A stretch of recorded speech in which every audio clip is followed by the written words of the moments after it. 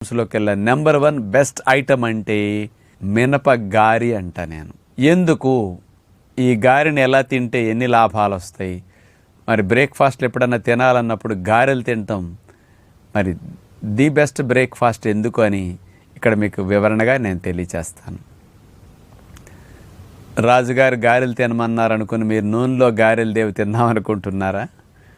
ఆ నూనెలో దేవటం వల్ల గారెలో ఉండే లాభం కంటే నూనె దేవటం వల్ల వచ్చే నష్టం ఇంకా ఎక్కువ.